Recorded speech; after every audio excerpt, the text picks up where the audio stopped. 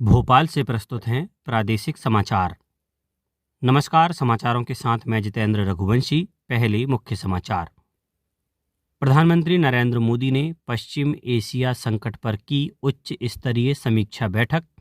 देश में सबसे लंबे समय तक शासन करने वाले नेता बने प्रधानमंत्री नरेंद्र मोदी।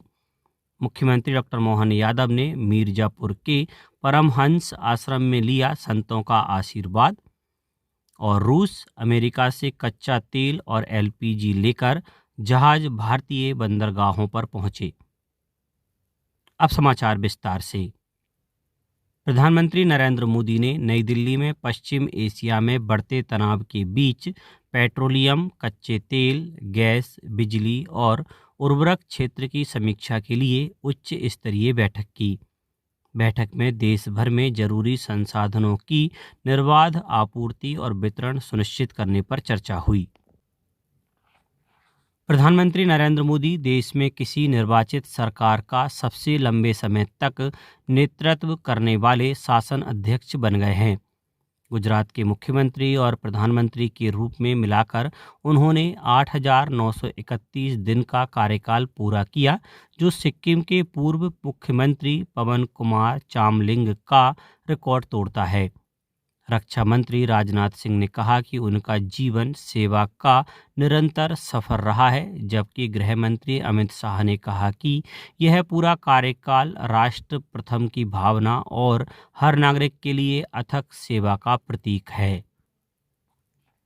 केंद्र सरकार का कहना है कि देश में पेट्रोल, डीजल और एलपीजी का पर्याप्त भंडार मौजूद है। पेट्रोलियम मंत्रालय ने बताया कि घरेलू गैस सिलेंडरों की सप्लाई सामान्य है और घबराहट में की जा रही बुकिंग भी अब कम हुई है। मंत्रालय का कहना है कि अस्पतालों और स्कूलों समेत जरूरी जगहों पर वाणिज्यिक एलपीजी की आपूर्ति बढ़ाई गई है। वहीं जमाखोरी और कालाबाजारी रोकने के लिए पूरे देश में छापेमारी जारी है। मुख्यमंत्री डॉक्टर मोहन यादव ने उत्तर प्रदेश के मिर्जापुर स्थित श्री परमहंस आश्रम पहुंचकर स्वामी अड़गड़ानंद महाराज से भेंट की। डॉक्टर यादव ने उन्हें 2028 के उज्जैन सिंहस्थ महाकुंभ में आने का निमंत्रण दिया। उन्होंने संतों और श्रद्धालुओं को संबोधित करते हुए कहा कि संतत्व से ही देवत्व की प्राप्ति संभव है। मुख्यमंत्री ने बताया कि प्रदेश में भगवान राम व कृष्ण से जुड़े स्थलों को पर्यटन केंद्र के रूप में विकसित किया जाएगा। मुख्यमंत्री डॉक्टर मोहन यादव यूपीएससी परीक्षा में चयनित प्रदेश के 61 होनहार अभ्यर्थियों से संवाद कर उनका सम्मान करेंगे। भोपाल के कुशाभाऊ ठाकरे सभागार में आयोजित सफलता के मंत्र कार्यक्रम में चयनित अभ्यर्थी अपनी मेहनत और संघर्ष की कहानियां साझा करेंगे। इस मौके पर मुख्यमंत्री प्रतिभाओं का परचम पुस्तिका का विमोचन भी करेंगे।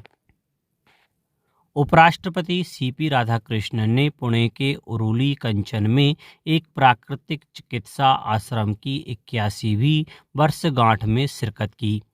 इस मौके पर उन्होंने लोगों से प्राकृतिक जीवन शैली अपनाने की अपील की। केंद्रीय मंत्री नितिन गडकरी ने कहा है कि भारतीय किसान अब ईंधन और ऊर्जा उत्पादन में सक्षम हो चुके हैं। उन्होंने कहा कि सरकार इंडियन ऑयल के साथ मिलकर पानीपत में धान के भूसे से इथेनॉल, बायो बिटुमेन और विमानन ईंधन बना रही है। श्री गडकरी ने कहा कि जैव प्रौद्योगिकी के जरिए देश को डीजल आयात की जरूरत ही नहीं रहेगी। केंद्रीय जल शक्ति मंत्री सीआर पाटिल ने कहा कि देश के 15 करोड़ से अधिक ग्रामीण परिवारों तक नल से जल कनेक्शन पहुंच चुका है। जल महोत्सव 2026 के समापन समारोह में उन्होंने बताया कि इससे स्वास्थ्य सुधार के साथ साथ महिलाओं के जीवन स्तर में भी बड़ा बदलाव आया है। मध्य प्रदेश भाजपा ने महिला मोर्चा की नई प्रदेश कार्यकारिणी की घोषणा की है। प्रदेश अध्यक्ष हेमंत खंडेलवाल की सहमति के बाद यह टीम गठित की गई है।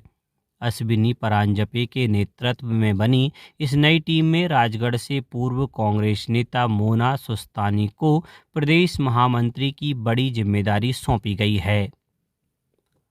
असम, केरल और पुडुचेरी में नामांकन की प्रक्रिया आज शाम समाप्त होगी और इन तीनों जगहों पर अगले महीने की 9 तारीख को एक ही चरण में मतदान होगा। वहीं तमिलनाडु में 23 अप्रैल को और पश्चिम बंगाल में 23 व 29 अप्रैल को 2 चरणों में वोट डाले जाएंगे। तमिलनाडु और पश्चिम बंगाल के लिए चुनाव अधिसूचना 30 मार्च को जारी होगी। सभी 5 राज्यों और केंद्र शासित प्रदेशों के नतीजे 4 मई को आएंगे। प्रदेश की अर्थव्यवस्था 2026-27 में 18,48,000 करोड़ रुपए तक पहुंचने का अनुमान है, जो पिछले साल 16,48,000 करोड़ थी। सरकार ने नए वित्त वर्ष के लिए 4,38,317 करोड़ रुपए का बजट पेश किया है, जिसमें विकास, सामाजिक सुरक्षा और बुनियादी ढांचे पर जोर दिया गया है। बुनियादी ढांचे के लिए 80,266 करोड़ रुपए का पूंजीगत व्यय रखा गया है। ग्रामीण विकास में 37%, महिला एवं बाल विकास में 26% और राजस्व विभाग में 43% बजट बढ़ाया गया है। प्रदेश में इन दिनों जलगंगा संवर्धन अभियान के तहत नदियों, तालाबों, कुओं और बावड़ियों को नई जिंदगी दी जा रही है। 19 मार्च को शुरू हुआ यह अभियान 30 जून तक चलेगा। इस बार सरकार ने 2500 करोड़ रुपए का बजट रखा है। अभियान के तहत 50 नए अमृत सरोवर बनाए जाएंगे और सदियों पुरानी बावड़ियों को भी संरक्षित किया जाएगा। माय भारत पोर्टल पर जलदूत बनकर भी आप इस मुहिम का हिस्सा बन सकते हैं। भाजपा किसान मोर्चा 29 मार्च तक प्रदेश भर में किसान सेवा पखवाड़ा अभियान चलाएगा। अभियान की शुरुआत 62 मंडियों में प्याऊ और स्वास्थ्य शिविरों से होगी, जबकि 25 मार्च को मुख्यमंत्री डॉक्टर मोहन यादव के जन्मदिन पर उन्नत और जैविक किसानों को सम्मानित किया जाएगा। समापन पर 29 मार्च को 62 मंडियों में मन की बात कार्यक्रम का आयोजन होगा। जबलपुर नगर निगम ने एक अनूठा अभियान शुरू किया है। इस अभियान का नाम पतझड़ के पत्ते कचरा नहीं है रखा गया है। अभियान के तहत सूखे पत्तों को जलाने की बजाय जैविक खाद बनाई जाएगी।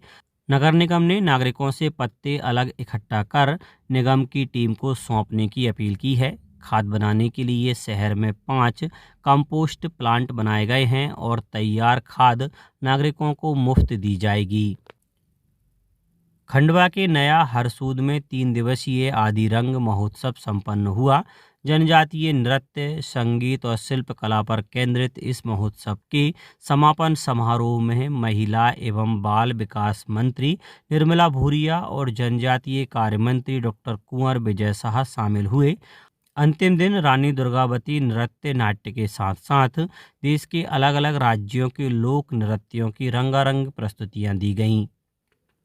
अब बात मौसम की। प्रदेश में 4 दिन की बारिश के बाद तेज धूप निकली। स्वास्थ्य विभाग ने लू से बचाव के लिए एडवाइजरी जारी की है और सभी अस्पतालों में हीट स्ट्रोक मैनेजमेंट यूनिट बनाई जा रही है। सीहोर के सीएमएचओ डॉक्टर सुधीर डेहरिया का कहना है कि दोपहर 12 से 3 बजे के बीच धूप में ना निकले, खूब पानी पिए और सूती कपड़े पहने।